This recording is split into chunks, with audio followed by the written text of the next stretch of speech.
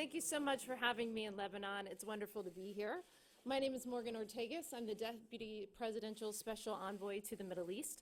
I work for Steve Witkoff and, of course, President Trump. And I bring you greetings from President Trump, from Steve Witkoff, and from our entire team and our brand new administration.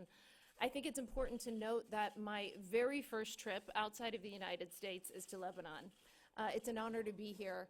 And I think that I'm just so grateful to President Aoun and to the entire government for having me here. This is a beautiful country. It's an amazing people.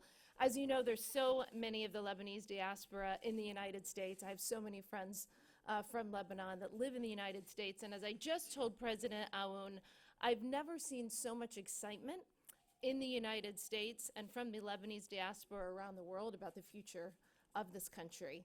And I think it is largely in part, of course, because Hezbollah was defeated by Israel, and we are grateful to our ally Israel for defeating Hezbollah. But it's also thanks to you, thanks to the Lebanese people. It is thanks to President Aoun and the Prime Minister-designate Nawaf Salam and everyone in this government who is committed to an end of corruption, who's committed to reforms, and who are committed to making sure that Hezbollah is not a part of this government in any form, and that Hezbollah remains disarmed and militarily defeated.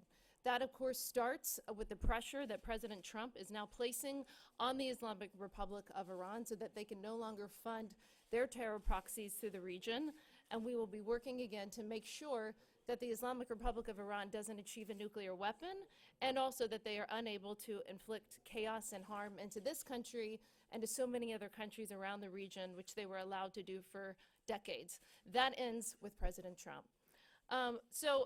Again, wanted to say that I'm very, very grateful to be here. I know we're going to take a couple of questions. I think it's really important for the Lebanese people to know that I'm committed to this country. The United States of America is committed to the friendship and partnership that we have with this new government. We're incredibly hopeful. That hope comes because we know that we have men and women of character, of resilience, of transparency. The men and women of character in this government will ensure that we start to end corruption, that we end influence from Hezbollah, and that we embark on the reforms for a greater country, for the Lebanon that all of you, that the people of Lebanon deserve. As I just said to the president, we don't want to look at Lebanon as a donor country. You're a beautiful, sophisticated country that deserves to have the most impressive businessmen and women, the most impressive businesses, companies, and countries from around the world investing in here. We want to get to Lebanon, back to that place where it is the place and the hope of the Middle East, and I know we'll get there together. So, with that, I welcome a couple questions. Yes. Hello. Hello. Good morning. Joyce from MTV. Nice. So you are afraid that Hezbollah will take control of the government.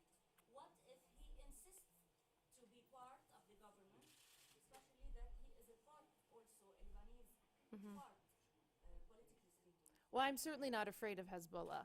And I'm not afraid of them because they've been defeated militarily, and we have set clear red lines from the United States that they won't be able to terrorize the Lebanese people, and that includes by being a part of the government. So the end of Hezbollah's reign of terror in Lebanon and around the world has started, and it's over.